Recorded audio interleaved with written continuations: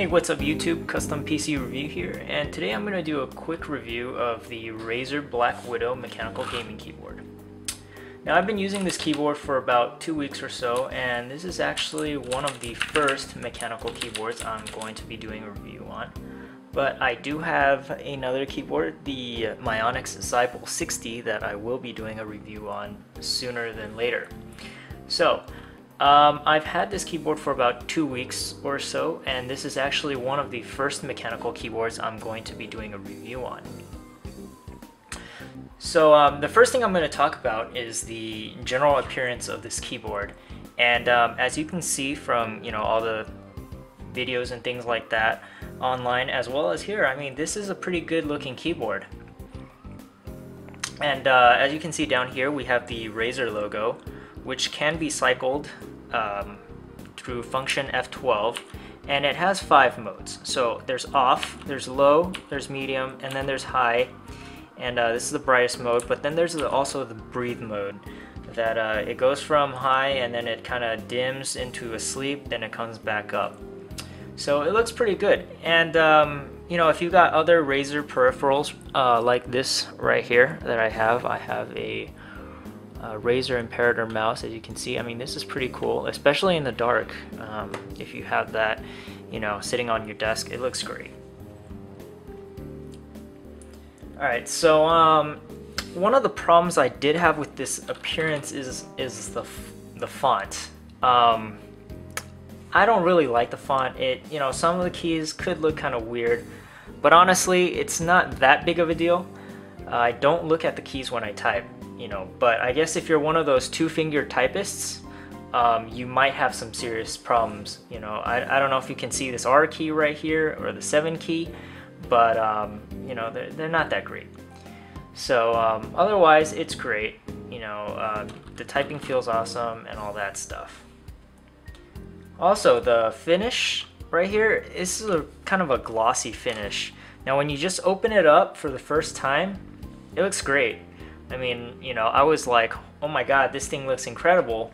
But, 2 weeks into it, I mean, it's got fingerprints and all that, and it's just gross. Another problem that you might have, that I personally have, is after a couple hours of gaming or typing, the glossy finish tends to stick to your hands. And I don't really like that. So it feels kind of weird, and yeah. So hopefully this is something that Razer is gonna fix. Hopefully they put a matte finish on it, just so there's less fingerprints and it doesn't stick.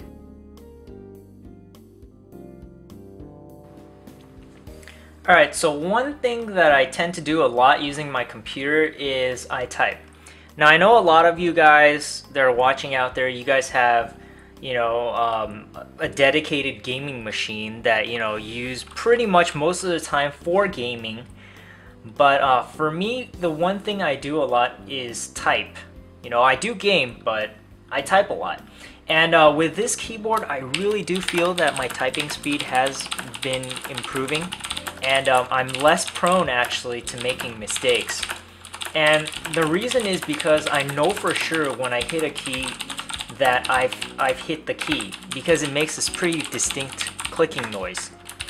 And for people who study or like to have books in their laps or somewhere on their table they like to refer off to and type at the same time, it's great because you don't have to stare at the keyboard while you type, stare at the screen, because you'll know every time you hit a key that you've hit that key. So I think that's great. Alright, so, since this is a gaming keyboard, I did do a lot of gaming with it, and I thought gaming was great with this keyboard. I typically play a lot of first-person shooter games. Currently, the current favorite is Battlefield 3, and I felt that this keyboard really never skipped a beat. And one of the first things I like to do while testing, something like a keyboard or something like that, is basically to walk forward, walk to the side, hit control, and at the same time throw a grenade or something, and do that while sprinting as well, hit a grenade or something. And there's a lot of cheap keyboards out there that if you do hit a key combination like this, I mean, sometimes that grenade's not going to come out, and the enemy is going to turn the corner and they're going to shoot you right in the face. So that was not a problem with this keyboard. And I know this keyboard does have 6-key rollover, and that seems to be a limitation of USB itself. So you'll really need a PS2 connector in order to have more than 6. But honestly, I think 6 keys are just fine for most gamers out there. Alright, so one of the great things about this keyboard, I think, is these 5 macro keys. And macro keys are pretty commonplace with gaming keyboards out there, but they're not that common with mechanical gaming keyboards. And I think these macro keys are great, and they are settable on the fly, and it's really easy. And I can really show you pretty much how to do it. All you have to do is hit Function and Alt right here. Then you get this red light that shows up right up here, which shows it's in macro programming mode. And we'll hit something like 1 and D right here. And then we'll hit Function, Alt again. And then you see this red light blinking right here. So now I'm going to hit whatever macro key I want it to set at. So I'm going to hit M1 right here. So now 1 and D is going to go into your macro settings. And every time you hit M1, 1 and D will hit. So what's good about that? So let's say you're RTS gamer or something, and you're playing something like StarCraft 2, which I know a lot of RTS gamers do play. And let's say you set your gateway on hotkey 1, and I believe D is Dragoon, if I'm not mistaken. So you hit M1, and every time you hit M1, you're gonna build another Dragoon. And you can be across the map somewhere looking at something else. You hit that M1 button, and it's gonna jump right back, and it's gonna build whatever you want. So and honestly, the possibilities are endless. If you're in Word or something, you can set M1 to save. You can set M2 to a new document, M3 to open a document, whatever. Possibilities are endless with this. Alright, so another great feature of this keyboard is this key right here, and it's the Function F11. And once you hit that, this green dot will appear right here that says pretty much gaming mode. And what does this gaming mode means? It means that this key will no longer function. And I really like having a Windows key here. And I know some keyboard manufacturers will disable it, or will change this into, say, the function key, but I really like having the Windows key here because I'm pretty used to typing, and then oh, I need the Windows key, I need to start. So that's great. And what this G button does is it disables that key while you're gaming. So while you're gaming, you don't actually accidentally hit this button and 5 minutes later you realize you're dead, or you're whatever. So I think it's a great addition, because I really like this, and I really don't want them to move a function key here just to put a Windows key here or whatever. Alright, so one thing I would like to see with this keyboard is some dedicated media keys. And yes, this currently does have media keys that has function F1, that disables the volume and all that.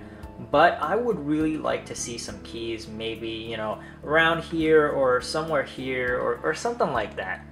And the reason I'd like to see some dedicated media keys is the fact that, especially on this keyboard where it's non-lit, I watch my movies in the dark. And when I use media keys, it's typically when I'm watching a movie. And when I'm watching a movie, it's in the dark. And I can't see these keys. So for me to have to hit, function F1 and remember, function F5 and things like that when I can't even see the key, it doesn't help me out very much. So, I definitely, wish that, on the next revision or whatever, they do add these keys, and it would really make these media keys, you know, more than just a marketing gimmick, really, and it'd be more functional. So, all right. So, final question: would I recommend this keyboard to everyone? And yes, I will. There are a couple small issues with it. You know, glossy finish. Don't like that. You know, needs dedicated media keys. Another thing I forgot to mention is, you know, this keyboard has no USB hub. You know, that's always nice to have on a keyboard, especially coming from one of those Logitechs I had before. You know, I've really gotten used to having, you know, some USB ports on, you know, on somewhere on the keyboard. It would be nice to have some audio ports, although that isn't completely necessary. But overall, this is a good keyboard. You know, I do type faster with the keyboard, and you know, it is one of the cheaper mechanical keyboards out there. I believe it's only about 80 bucks or so for this one that doesn't have a light. And if you do want it lit, you know, the whole keyboard will light up blue. They do have the Razer Ultimate Edition for, I believe, $130. So, I mean, big price difference to pay for a lighted keyboard, but, you know, for different kind of people. So, you know, thanks for watching my quick video review, which I guess isn't very quick. And, you know, if you really liked this style of review that I'm doing now, please comment below. Please like this video, subscribe, do all that good stuff, and stay tuned for more videos.